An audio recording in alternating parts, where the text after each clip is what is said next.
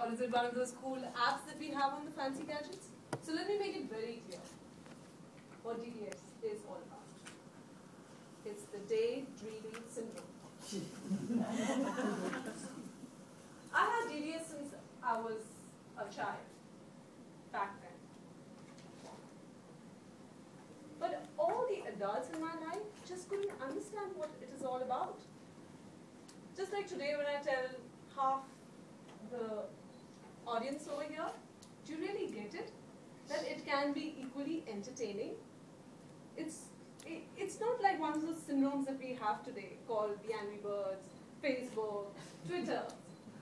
We're really talking about another level of entertainment. It's actually possible. So let me tell you, it's possible to be cognitively compelled, to have your mind really wander, to be supersonically transported without the need of a device. You don't have to plug, cloud, or sync anything. You can simply entertain yourself if you have the DDS. As a child, I knew how to entertain myself. I was completely entertained by it. But, like I said, the adults in my life just didn't understand. Take the case of my mom. She always looked at me and said, I think there's a problem in your hearing. I need to take you because you never respond to me when I'm talking to you. Or my teachers for that matter. They thought I was completely inattentive. Thank God it was back then, because if it was now, they would have labeled me as an ADD, ADHD, or whatever.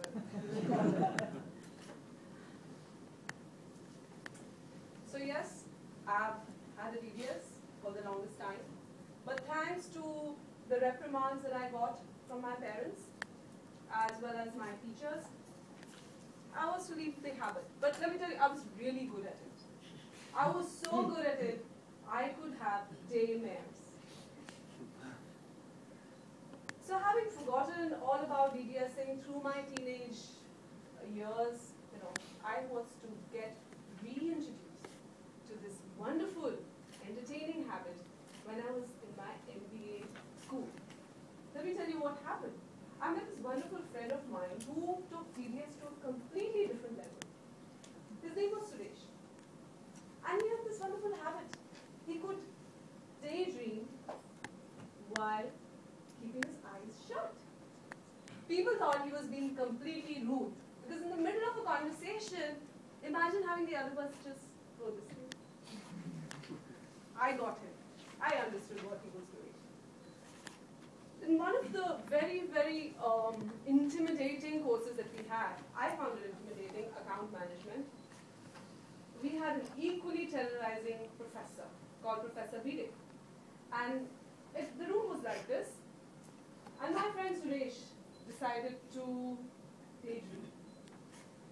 Professor Bide he was really good as a professor, but if there was one thing that he was even better at, that was actually picking on students when they were not ready.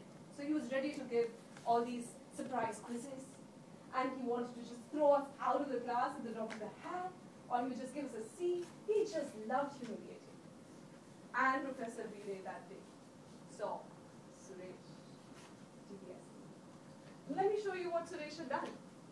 He had put his head on his hand, the elbow on the table, and just imagine if the table is here.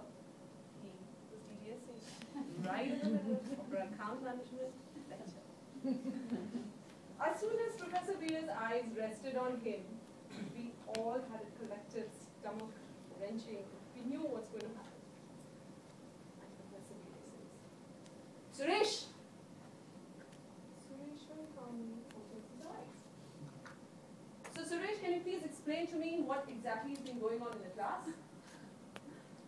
Suresh, the way he was, he opened his eyes, and to amazement all, he explained the case.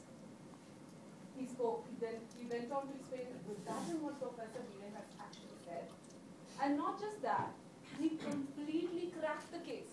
He gave his own explanation and all of us were completely wowed and Professor Bire was silenced forever. And Ganesh, Suresh, this friend of mine, had my complete awe. He had taken BDSing to a different level. There was mastery to be done. Forget about angry birds and all. I had something to look forward to now. But basically, the lesson that I learned from this was when you combine mindlessness with complete mindfulness, you can create magic. And I want to tell you today, and I hope my mum and my teachers are listening, that it has been scientifically proven that all children are prolific daydreamers, and they need it to actually process complex emotions and events that have happened in their lives. So it's perfectly natural. Kids who daydream may actually grow up to be great scientists, professors, writers, or coaches like that. Last week, when in one of the events that was happening in my house, which happens very regularly, I was telling my daughter something, lecturing her, and as usual, she was just looking right through me. Just when I was about to blow my lid off, my husband told me, "Calm down, it runs in the family." Thank you.